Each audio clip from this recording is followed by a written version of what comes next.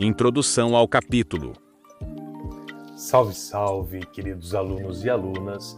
Nesse capítulo de hoje, eu vou trazer para vocês as principais características de três grandes civilizações.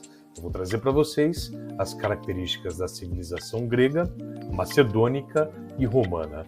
Vou trazer para vocês como essas civilizações elas se formaram, se desenvolveram e desapareceram, as suas principais formas de organização política, econômica e social e a construção da chamada Antiguidade Clássica.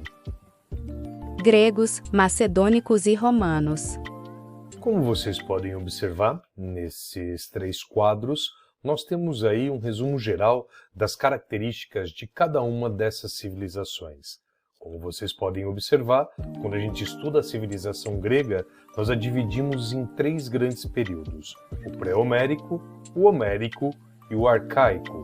O período pré-homérico, ele vai aí de 2000 a aproximadamente 1200 a.C. e ele acontece com a migração dos chamados povos indo-europeus para o sul da Península Balcânica. Por volta de 2000 a.C., nós vamos ter aí o surgimento da civilização cretense, que é a base aí para a formação da civilização romana. Nós vamos ter também, grega, nós vamos ter também os gregos dominando o comércio no todo o mar Mediterrâneo e trocando aí as suas características culturais com os povos mesopotâmicos e egípcios. Entre 1400 e 1300 a.C., nós vamos ter a destruição de Knossos pelos aqueus. Lembrando que Knossos é uma das principais cidades da ilha de Creta, onde nós vamos ter a formação aí da chamada civilização micênica, que vai controlar todo o mar Mediterrâneo. Por volta de 1200, a civilização micênica ela entra em declínio, dando início aí ao chamado período homérico. Por volta de 1200 a.C., os dórios eles passam a controlar a chamada Península do Peloponeso, organizando essa nova sociedade nas chamadas comunidades gentílicas, ou os chamados genos. É quando nós vamos ter a primeira diáspora judaica, o primeiro período em que os gregos antigos eles espalham-se por toda aí a Península Balcânica. Por volta de 750 a.C., nós vamos ter aí a composição dos poemas épicos, a Ilíada e a Odisseia, mostrando aí na Ilíada a Guerra de Troia e a Odisseia mostrando o caminho que Odisseu, na verdade Perseu, ele percorre para sair de Troia até a sua cidade natal, Ítaca. E por último, o período arcaico, que vai de 500 a 800 a.C., e nesse ano de 800 a.C., nós vamos ter aí o fortalecimento das chamadas cidades-estados gregas e a chamada segunda diáspora grega. Além aí do quadro sobre a Grécia Antiga, nós temos o quadro aí sobre a formação da civilização macedônica, que acontece por volta de 1300 a.C., com a migração de diversos povos para o norte da Grécia, até que no ano de 808 a.C., com a fusão desses vários povos, nós vamos ter a formação do Reino da Macedônia. E no último quadro, a formação da civilização romana, que tem a sua origem a partir aí do ano de 1000 a.C., quando nós vamos ter migração dos chamados povos indo-europeus para o sul da chamada Península Itálica. Por volta de 900 a.C., nós vamos ter aí o período da migração e domínio dos etruscos na região do Lácio. Os etruscos é um povo indo-europeu que ocupa parte aí da Península Itálica. No ano de 400, nós vamos ter a formação da chamada monarquia romana. Lembrando que nós podemos aí dividir a história romana no período monárquico, republicano e imperial. Em 753 a.C., nós vamos ter aí o estabelecimento do regime monárquico, dando início ao período da monarquia na Roma Antiga, e no ano de 509 a.C., nós vamos ter a deposição do último rei etrusco, Tarquínio o Soberbo, e o início do período imperial na Roma Antiga. Civilização grega. Dando continuidade aí à nossa aula, nós vamos ver agora as principais características da chamada civilização grega. Bom, quando a gente pensa aí nos gregos antigos, nós não temos como pensar na civilização cretense. Ela vai ser a base para a formação da civilização grega. Como vocês sabem, a ilha de Creta. Creta é uma ilha, na verdade, né, onde nós temos aí o desenvolvimento dessa civilização. Os cretenses, eles vão ter como base econômica aí o mar. Eles são uma talassocracia, ou seja, a organização política e econômica, ela vai ser baseada aí nas rotas comerciais. Os cretenses, eles vão ter inúmeras relações comerciais com os povos do chamado Crescente Fértil, como egípcios e mesopotâmicos. A decadência da civilização cretense, ela vai acontecer por volta do ano de 1400 a.C., quando a cidade de Knossos vai ser destruída pela invasão dos aqueus, um povo indo-europeu que a partir de 2600 a.C. vai fundar diversas cidades independentes na região do Peloponeso. Com o fim da civilização cretense, nós vamos ter aí o início da chamada civilização micênica, que vai ser o resultado da interação entre os cretenses e os aqueus. A civilização micênica, juntamente com a antiga civilização cretense, ela vai ser aí a responsável pela formação da civilização grega. Os micênicos vão se destacar aí principalmente na fabricação de armas e objetos de metal, o uso da escrita e a incorporação de práticas religiosas e técnicas de navegação. Por volta de 1200 a.C., catástrofes naturais e disputas políticas vão pôr fim à civilização micênica. Os dórios, que eram povos indo-europeus que vieram ali do norte da Europa, eles vão conquistar e destruir as cidades micênicas, escravizando esse povo. É quando nós temos aí a chamada primeira diáspora grega, que ocorreu aí no chamado período homérico. Organização social, política e econômica na Grécia Antiga. Vamos entrar agora nas características das formas de organização política, econômica e social aí na Grécia Antiga. Quando a gente pensa na Grécia Antiga, a organização social que primeiro surge aí são as chamadas comunidades gentílicas, que são unidades agrícolas, como se fossem grandes fazendas, que são autossuficientes, chamadas de genos. Tanto é que a palavra genos no grego antigo significava aí família. Então o que você tinha eram grandes famílias que viviam da prática agrícola em grandes fazendas. O líder comunitário dos genos era o chamado pater, que em grego antigo significa pai. Quando a gente pensa na organização social grega antiga, ela é altamente estratificada.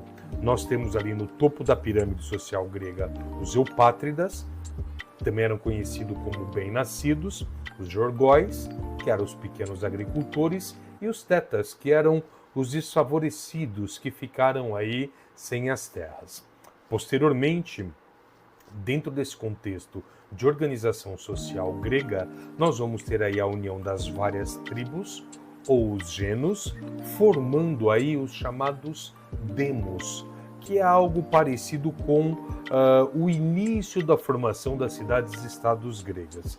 Quem governava os demos era um rei chamado de Basileu. Posteriormente, da união dessas várias tribos que formaram os demos e da união dos demos, nós temos a formação das polis, que são as cidades-estados gregas.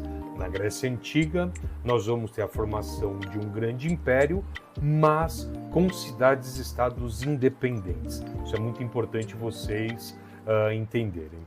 Posteriormente, quando a gente pensa no contexto aí da formação das polis na Grécia Antiga, nós vamos ter, com a formação delas, com a formação das cidades-estados, um grande crescimento populacional, o que vai levar a um escasseamento das terras, uma escassez de terras, e posteriormente uma redução na produção.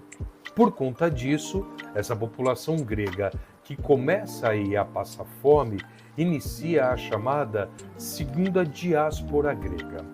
Com relação ainda às características da Grécia Antiga, nós temos aí também esse conceito atrelado ao chamado período clássico da história grega antiga. Então, como eu estava falando para vocês anteriormente, a história grega era dividida aí em períodos. O período clássico, dentro da história grega, ele é assim nomeado devido a essa interpretação moderna, né, que corresponderia ao florescimento da Grécia Antiga, ao crescimento da Grécia Antiga, que não foi marcado apenas por avanços culturais, sociais e políticos, mas também por grandes tensões e conflitos internos e externos entre os gregos.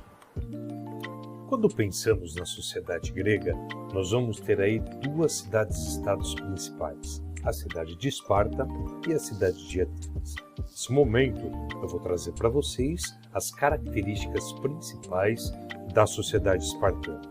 Quando pensamos na cidade de Esparta, pensamos na sua localização geográfica, que é a região da Lacônia.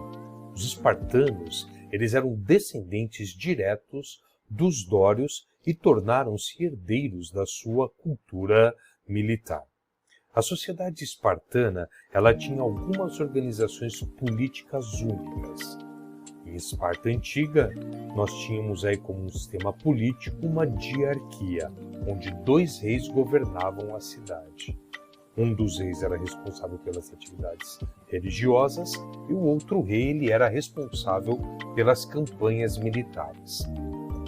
Eu vou ter na Esparta Antiga 3 grandes instituições políticas. A primeira instituição política que eu tenho aí é a chamada Gerúsia. A Gerúsia era formada por um conselho com 28 anciãos, que eram os homens mais velhos das famílias mais importantes da cidade de Esparta. A Gerúsia ela era responsável pela formulação das leis. Nós vamos também ter o Conselho dos Éforos, que era formado por 5 magistrados, 5 juízes, que eram escolhidos aí pelos eleitores nascidos em Esparta por um mandato de 1 ano. Os Éforos, eles elaboravam as leis, junto com a Gerúsia, e fiscalizavam todas as outras instituições políticas espartanas. Os homens nascidos na cidade de Esparta, que eram descendentes dos grupos étnicos fundadores que tinham 30 anos ou mais, formavam a chamada Apela, que era uma assembleia que se reunia periodicamente para votar as leis que eram propostas pela Gerúsia. Contudo, Gerúsia e Éforos contabilizavam aí aproximadamente 35 pessoas, que na prática tinham um controle político de Esparta, configurando assim esse governo oligárquico. A sociedade espartana ela era altamente hierarquizada. No topo da pirâmide social espartana, nós vamos ter a classe social dos esparciatas, que eram considerados os espartanos autênticos, por serem descendentes diretos dos dórios. Eles eram os responsáveis pelas questões públicas e administrativas da cidade. Os periecos não eram considerados espartanos legítimos, por não terem nascido na cidade de Esparta. Eram homens livres que trabalhavam basicamente da agricultura. E os ilotas, que eram obrigados a trabalhar nas terras, que passaram a pertencer aí aos esparciatas numa condição de servidão. Lembrando, os ilotas não eram escravos, eles eram servos dos esparciatas. Na Esparta Antiga, a educação dos meninos ela era altamente militarizada. Esses meninos passavam por uma formação militar extremamente rigorosa e, ao atingir a idade adulta, depois da formação militar, se tornavam-se optas, que eram os membros aí do exército espartano. Em contraposição à sociedade espartana, nós vamos ter aí a sociedade ateniense. Os atenienses, a sociedade ateniense, ela forma-se na região conhecida como Ática, banhada aí pelo mar Egeu, e por conta disso Atenas torna-se um importante centro comercial do mundo grego. Os atenienses eles eram descendentes diretos dos aqueus, dos eólios e dos jônios, povos indo-europeus que vieram do norte da Europa para a Península Balcânica. Como a sociedade espartana, a ateniense também era uma sociedade estratificada. No topo da pirâmide social ateniense, nós vamos ter aí os eupátridas, que significa bem-nascidos. Eles eram os herdeiros aí natos das terras e tinham todos os direitos políticos e administrativos sobre Atenas. Nós vamos ter os georgóis, que eram os pequenos proprietários de terra, e os demiurgos, que se dedicavam aí à atividade comercial. As camadas mais marginalizadas, nós vamos ter os tetas, que eram os trabalhadores braçais e os camponeses, e os metecos, que era um grupo formado aí por estrangeiros e aqueles cidadãos que haviam recuperado a sua liberdade após serem escravizados. Lembrando que na Atenas antiga, a escravidão por dívida ela era possível. E na base da pirâmide social ateniense, eu vou ter aí os escravizados, que se tornaram escravos por condições de suas dívidas ou eram aí escravos de guerra. Com relação à sociedade ateniense, diferentemente da sociedade espartana, nós vamos ter um foco no desenvolvimento cultural. A educação em Atenas ela era voltada para a chamada para a busca da arete, que era a virtude, a excelência, onde cada indivíduo ateniense deveria buscar alcançar a valorização dos feitos heróicos do corpo e do espírito.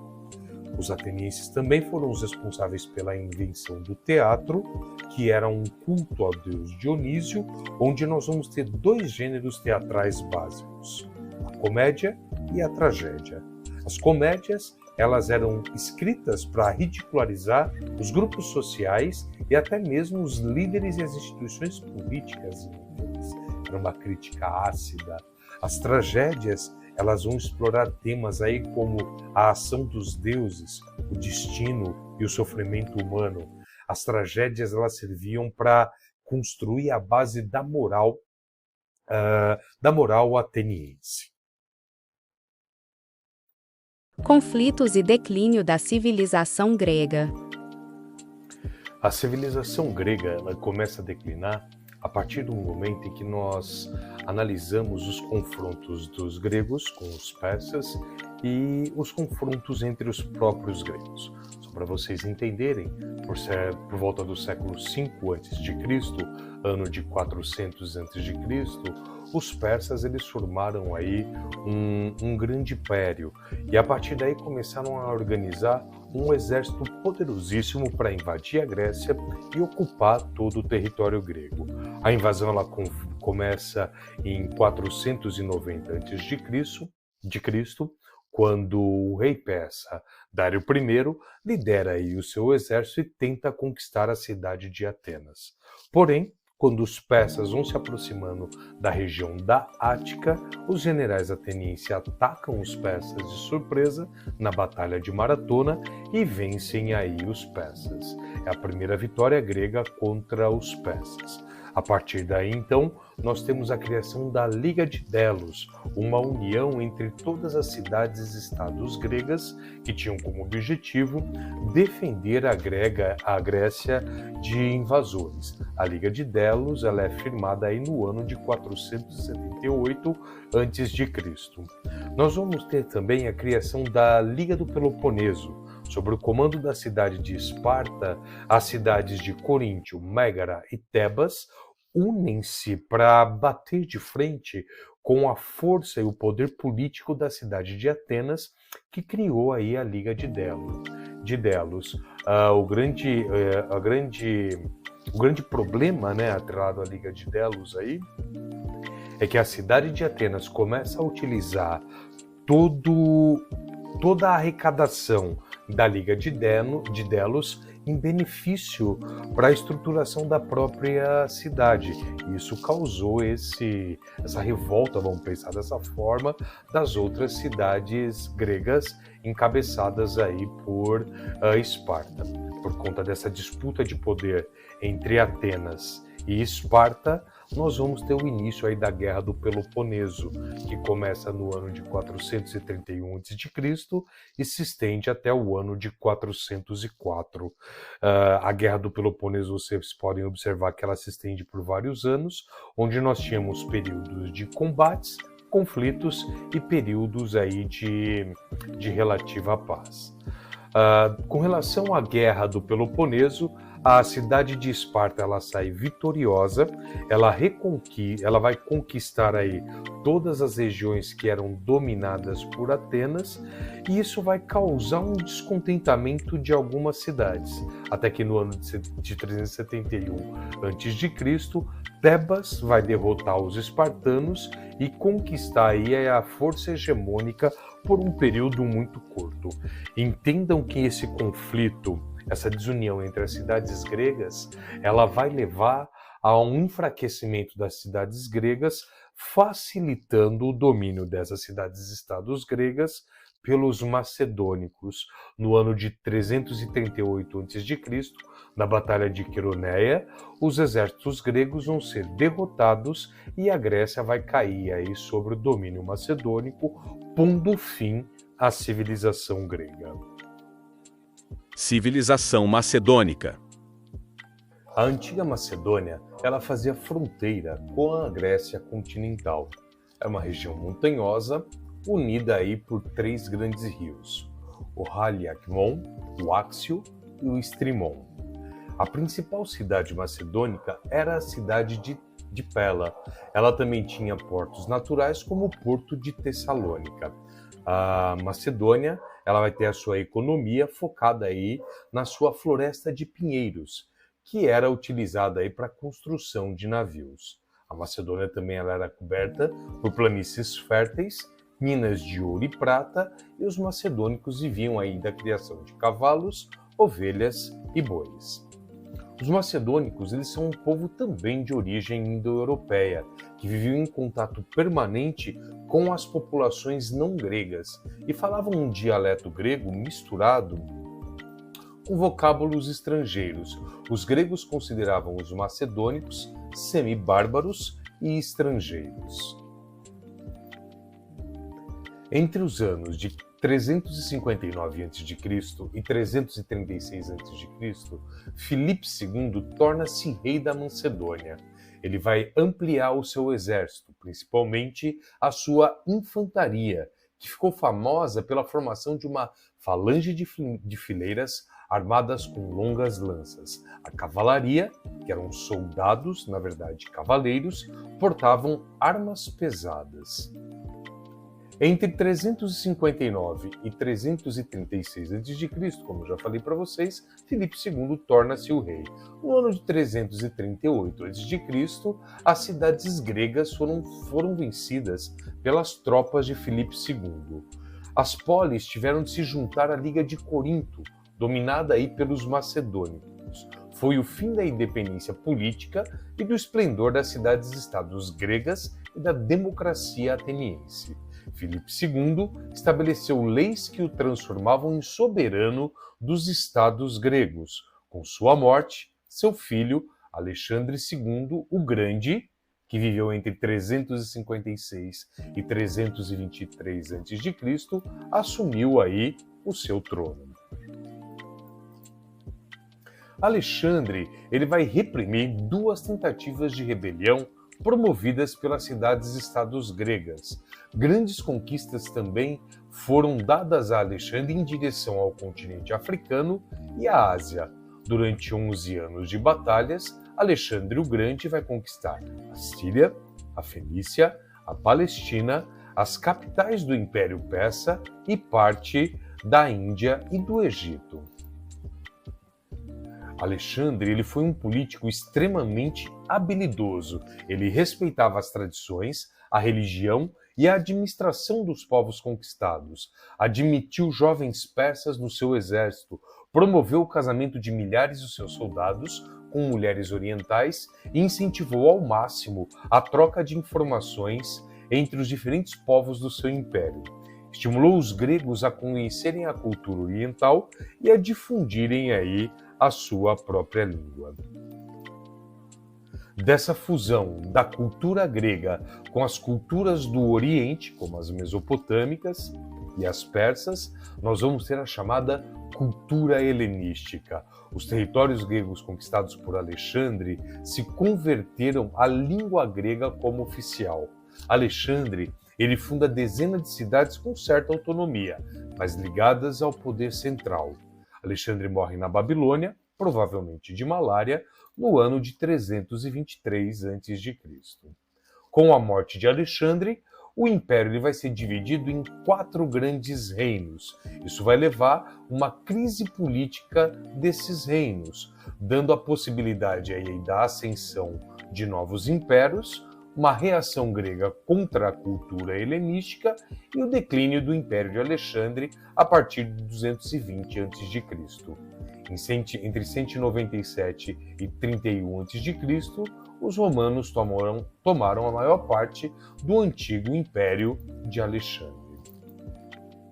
A cultura helenística, criada aí por Alexandre, vai ser essa interação cultural entre os gregos e os povos conquistados por ele. O helenismo, ele era aplicado à arte, à filosofia, à arquitetura e à ciência. Com a morte de Alexandre, a importância cultural de Atenas cai, diminui. Novos centros artísticos concentram-se em outras cidades, como Antioquia, Pérgamo, Rhodes e Alexandria. A cidade de Alexandria, ela foi fundada por Alexandre o Grande e era o centro de todo o conhecimento humano e capital do helenismo. Ela possui uma biblioteca com mais de 400.000 obras, trazendo aí o florescimento da ciência, da arte e da filosofia para os povos que viviam próximo ao Império Macedônio. Civilização romana, período monárquico. Quando pensamos aí na civilização romana, nós dividimos a história dessa civilização em 3 grandes períodos: o período monárquico, o período republicano e o período imperial. Nesse primeiro bloco eu trago para vocês aí as características do período monárquico, que vai do ano de 753, com a fundação da cidade de Roma, até o ano de 509 a.C. A sociedade romana, nesse momento, ela dividia-se basicamente em 2 grandes grupos: os patrícios, que eram os descendentes dos primeiros fundadores de Roma, que justificavam o fato de serem os únicos a possuir os direitos políticos. Formavam a aristocracia, eram os mais ricos, possuíam a maior parte do gado, das terras, ocupavam aí os altos postos no exército. Nós vamos ter os plebeus, que era a maioria da população, mais pobres que os patrícios, formado aí por camponeses, artesãos, comerciantes e pequenos proprietários de terra. Os plebeus, eles trabalhavam para os patrícios e a maioria dos plebeus eram livres, homens e mulheres livres, sem direitos políticos e impedidos de participar do governo da cidade. Os plebeus, normalmente também eles eram convocados para a guerra em plena época de colheita, plantio e colheita, o que prejudicava aí esses pequenos agricultores, que eram obrigados a contrair empréstimos usando aí as suas terras como garantia. Quando eles não conseguiam pagar as dívidas, eles perdiam a propriedade e a liberdade, tornavam-se aí escravos.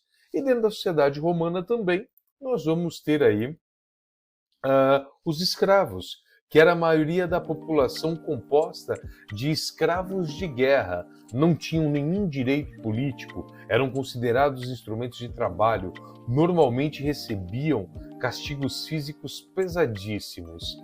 Um grupo intermediário entre patrícios e plebeus, nós vamos ter aí os clientes, que eram servidores ou protegidos dos nobres, dos patrícios. Era um grupo constituído aí por pessoas pobres, escravos libertos estrangeiros que enriqueceram por meio do comércio e filhos aí ilegítimos. Esses clientes eles faziam parte aí da família do patrício protetor, eles eram considerados filhos menores de idade, não tinham direitos políticos, recebiam aí dos patrícios terras, gado e proteção em troca de auxílio econômico. Para o patrício, quanto maior o número de clientes sobre a sua proteção, maior era o seu prestígio social e político. Durante a monarquia romana, Roma ela vai ser governada por 7 reis, 4 reis de origem latina e 4 reis sabinos e latinos, desculpem, e 3 reis aí de origem etrusca. Durante o período monárquico, o rei ele concentrava o poder e a cidade ela era administrada pelo Senado, uma instituição política, formado aí por representantes das famílias mais importantes de Roma. O Senado ele era o responsável pela escolha do rei, numa lista de 3 candidatos que era apresentada à Assembleia das Cúrias, a chamada Comitia Curiata. Nós vamos ter aí 30 cúrias, que são integradas, formadas por guerreiros com até 45 anos de idade. Durante o período monárquico, o rei ele era escolhido por consenso e governava aí de forma vitalícia e podia declarar guerras, administrar a justiça e presidir aí os principais rituais religiosos. Esse rei, ele não tinha aí poderes ilimitados. Entre os séculos 7 e 6 a.C., Roma ela vai ser governada por 3 reis etruscos, que assumiram o poder por meio da força com o apoio dos plebeus. Esses reis etruscos contam com o apoio da plebe, o povo, expandindo aí as suas guerras de conquista, favorecendo a realização de grandes obras, gerando oportunidades de trabalho para os comerciantes, artesãos e soldados. Nós vamos ter durante esse período também um endividamento constante dos plebeus com os patrícios, onde muitos plebeus vão se tornar escravos dos seus patrícios. A crescente presença dessa população plebeia também no exército vai fazer com que esses soldados passem a exigir uma maior participação política. Os reis etruscos, então, vão aumentar o seu número de senadores, possibilitando a entrada no Senado de outras famílias além dos tradicionais patrícios. No finalzinho do século VI a.C., os reis etruscos vão enfrentar grandes problemas. Eles não respeitam mais as tradições romanas, tornam-se reis aí autoritários. Nós vamos ter então o declínio aí da chamada monarquia romana. O poder desses reis etruscos, eles vão também enfraquecer devido às frequentes guerras, até que nós vamos ter no ano de 509 a.C. o chamado aí Levante dos Patrícios, quando o último rei etrusco ele vai ser deposto do seu trono, que foi o rei Tarquínio Soberbo. Com a deposição do rei Tarquínio Soberbo, o que nós vamos ter é o fim da monarquia romana e o início da República Romana. Civilização romana, período republicano. Com o fim da monarquia, nós vamos ter aí o início da chamada República Romana. Isso não significou que todos os habitantes nesse momento tivessem aí os mesmos direitos políticos, que todos os homens livres fossem cidadãos plenos. Os patrícios, eles distribuíram entre si os cargos políticos e as funções militares e administrativas. Nós vamos ter na República Romana o principal órgão político, o Senado, formado aí por 300 membros. O Senado ele era responsável pela elaboração das leis e controlava as finanças, as contas do Estado, controlava a religião e a administração do espaço público. Em contraposição com o mundo que a gente vive hoje, o Brasil é uma república federativa. Essa ideia de Brasil ser uma república federativa vem desse contexto aí da República Romana. O comando dos exércitos durante a República Romana passou a ser desempenhado por 2 cônsules, que eram magistrados, funcionários aí da República, escolhidos pelos patrícios. Os cônsules presidiam aí também o Senado e os comícios. Nós vamos ter 3 tipos de assembleia na República Romana Antiga. A assembleia por tribo, que era formado por cidadãos de mesma origem ou local de residência, a assembleia por centúrias, que eram formada por cidadãos de acordo com a riqueza e a função ocupada no exército, e a assembleia da plebe, formado apenas aí por plebeus. Mulheres e escravos não tinham direito de participar das decisões políticas na República Romana Antiga. As assembleias, elas elegiam os magistrados, e os magistrados elegiam os senadores. Na República Romana, os plebeus não podiam candidatar-se a cargos políticos. Apenas os patrícios se revezavam aí no poder, o que vai causar um descontentamento entre os plebeus. Durante a República Romana, eu vou ter aí funcionários, chamados de magistrados, que vão ser aí os responsáveis por administrar a República Romana Antiga. No topo aí da pirâmide social dos políticos romanos, eu vou ter os cônsules, que eram os responsáveis pelo comando dos exércitos em tempos de guerra, além de presidir o Senado e os comícios. Eu vou ter os pretores, que eram os responsáveis pela justiça, algo parecido com os juízes hoje. Eu tenho os edes, que tomavam conta dos serviços públicos, que é muito parecido com a figura do prefeito nas cidades atualmente. Os censores, que eram os responsáveis por fazer a contagem da população, mantinham o controle da conduta dessa população e supervisionavam aí as despesas públicas. E os questores, que aí cuidavam principalmente da arrecadação de impostos na República Romana Antiga. Nós vamos ter durante a República o domínio da política nas mãos dos patrícios e algumas conquistas aí dos plebeus. O voto nas assembleias por centúrias, ele era censitário. Quanto mais rico o cidadão era, mais o seu voto valia. Até na guerra havia desigualdade.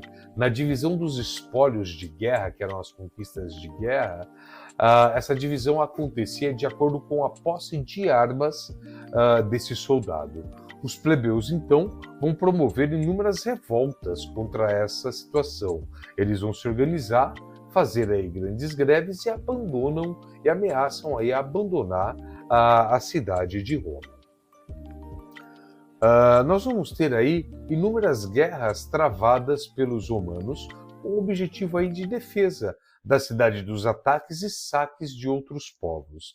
No século IV a.C., Roma controlava toda a Península Itálica, mas o norte sofria a pressão dos gauleses e no sul a gente tinha a ameaça das colônias gregas. No século III, por meio de guerras e acordos políticos, Roma passou a ter controle quase total da Península Itálica.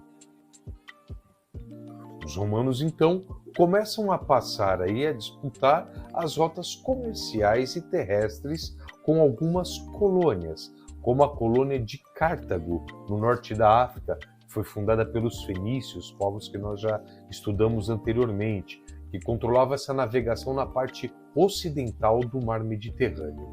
Com isso, nós vamos ter as chamadas guerras púnicas. A primeira guerra púnica contra os cartagineses vai de 264 a 241 a.C., com uma intervenção romana na colônia de Cartago, que estava situada aí no sul da Sicília. Nessa primeira guerra púnica, os romanos só conquistaram a vitória após copiar, com a ajuda dos gregos, os barcos inimigos. A Segunda Guerra Púnica acontece entre 218 e 201 a.C., onde ela aconteceu quase toda em território romano e continental. O general cartaginês Aníbal, ele vai ter várias vitórias sobre o exército romano. A decisão de Roma de atacar a cidade de Cartago, no norte da África, faz com que Aníbal ele abandone essa tentativa de invadir o território romano e retornar para Cartago. Mas esse retorno para Cartago, no norte da África, enfraquece o seu exército e Aníbal vai ser derrotado aí na Batalha de Zama. E a Terceira Guerra Púnica, 149 a 146 a.C., os romanos vão destruir completamente a cidade de Cartago. Até o século I, os exércitos romanos vão conquistar terras aí que vão circundar todo o mar Mediterrâneo. A crise da República Romana ela vai se dar principalmente com as tensões políticas e os conflitos sociais que estavam acontecendo na Roma Antiga. Nós vamos ter, dentro desse contexto de conflito e de tensões sociais, os irmãos Tibério e Caio Graco, que eram tribunos da plebe, ou seja, representantes dos plebeus no Senado romano. Tibério e Caio Graco, eles vão levantar principalmente a questão de uma reforma agrária em todo o território romano. Tibério Graco, num primeiro momento, ele tem um plano moderado de reforma agrária, onde ele tem como objetivo aumentar o número de cidadãos romanos com posse de terras e, por consequência, também aumentar o potencial agrícola e o número de potenciais soldados. Por desagradar os patrícios, essa aristocracia romana, Tibério Graco vai ser aí assassinado, gerando inúmeros conflitos na República Romana. Logo depois de Tibério Graco, Caio Graco também ele assume como tribuno da plebe e ele vai implantar aí inúmeras reformas que vão beneficiar aí os plebeus, como a liquidação de dívidas dos habitantes das colônias romanas, a aprovação da lei frumentária, que era uma lei que obrigava o Estado romano a vender trigo abaixo do valor de mercado. Isso porque o trigo ele era a base para a produção dos pães, que era a base do alimento romano nesse momento. Por defender os interesses dos plebeus, Caio Graco também vai ser perseguido pelo Senado e com o pretexto de que alguns seguidores dele teriam causado a morte de um homem, ele é obrigado a fugir aí do território da República Romana e ele não consegue dar aí prosseguimento às suas políticas. A crise na República Romana e o fim da República Romana, ela vai acontecer a partir do momento em que os militares romanos vão se tornar uma importante força política. Nós vamos ter aí um processo de profissionalização das forças armadas e a permissão de plebeus pobres de participarem das guerras. O exército, então, ele vai se transformar em uma grande força social. Os generais vão se tornar populares e passam a ser vistos como pessoas que vão ser capazes de se impor ao Senado e à nobreza que controlava o Senado. Diversos generais vão ser eleitos cônsules, até que no ano de 60 a.C., nós vamos ter aí Júlio César, um general, tornando-se cônsul e tomando o poder do Senado. Nós vamos ter um tipo de governo antes do fim da República e antes do início do período imperial, um sistema político chamado de primeiro triunvirato, onde o poder ele vai se concentrar aí nas mãos de três militares, três generais, Júlio César, Crasso e Pompeu. César e Pompeu, então, passam a lutar aí entre si com a morte de Crasso no ano de 53 a.C. Júlio César vai derrotar o adversário dele, Pompeu, e vai se tornar o único governante de Roma em 46 a.C., mas vai ser assassinado pelos senadores no ano de 44 a.C. Nós vamos ter um aumento da tensão aí entre os militares, os nobres e os plebeus, e um segundo triunvirato ele vai ser criado, onde os generais Marco Antônio, Caio Otávio e Lépido assumem um poder. Nós vamos ter o início de uma guerra civil entre esses generais e no ano de 27 a.C., Otávio vai vencer os seus adversários e vai promover uma série de reformas políticas que vão colocar fim à República Romana e dar início ao chamado Império Romano.